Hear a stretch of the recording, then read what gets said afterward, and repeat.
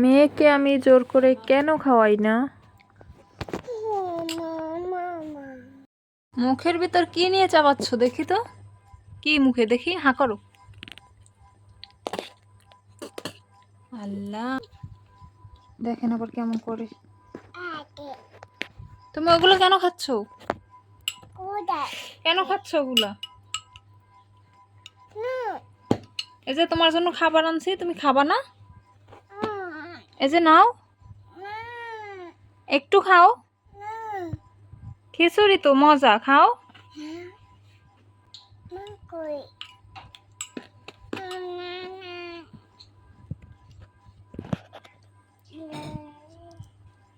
বেঙ্গি মারো মারে।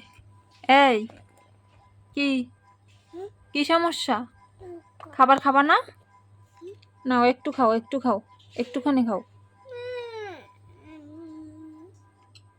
ওইটা খাবা? একটা মার দিব।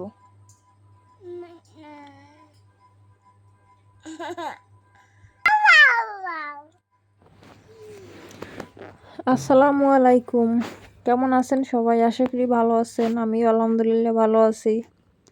তো দেখলেন তো এতক্ষণ আমার মেয়ের অবস্থা। এই কাহিনী নতুন কিছু নয়, এটা হচ্ছে পুরোনো দিনের কাহিনী। ও 6 মাস বয়স থেকে ওরে বাইরের খাবার খাওয়ানো শুরু করছি। তো 1 মাস যাবৎ ভালোই ছিল, 1-1.5 মাস যাবৎ। এরপর থেকে ওর এই অবস্থা। প্রত্যেকটা বেলায় খাবার খাওয়াতে গেলে এরকম করে, খাবার খাবে না। অনেক জোর করেও আমি ওকে খাওয়াতে পারি না। মোবাইল বলেন, ঘুরতে যাওয়া, হাইটে খাওয়ানো, কোনো খেলনা দিয়ে খাওয়ানো, কোনো কিছুতেই ওর কাজ হয় না। তো অনেক বাচ্চারা দেখি মোবাইল দেখে খায়, আর এই বাচ্চা আমার মোবাইল দেখেও খাবে না। মনে হয় আর মুখে রুচি নাই, এই অবস্থা। ওকে জিঙ্ক খাওয়াইছি 2 ফাইল, কিন্তু তাতেও কোনো কাজ হয় নাই। তা সে এরকমেরই, সব সময় খাবে না। আমি আগে ওকে জোর করে খাওয়াতাম, অনেক জোর করে, কিন্তু এখন আর জোর করে খাওয়াই না। যতটুক খায়, ইচ্ছে হলে, না হলে না খায়, না খেয়েই থাকে।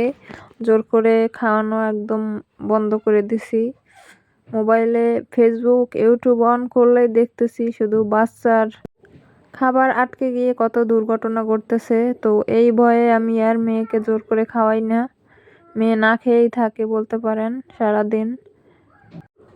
আমাকে যদি কেউ বলে যে কোন কাজটা সবচেয়ে কঠিন, তো আমি বলবো আমার বাচ্চাকে খাওয়ানো। আমি 100 বার বলবো যে আমার বাচ্চাকে খাওয়ানো আমার সবচেয়ে কষ্টের জিনিস। একটা বাচ্চা ছোট থেকে একদম বড় করা পর্যন্ত, মানুষ করা, ওর টেক কেয়ার করা, যত কিছু আছে সব কিছু করতেও আমার কষ্ট হয় না যদি ও খায়।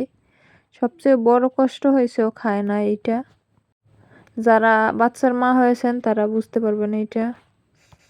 1 মাস আগে আমি খিচুড়ি রান্না করছিলাম, আর আজকে রান্না করছি, দেখলেন তো খাচ্ছেই না। আপনাদের বাবুরও কি এই অবস্থা?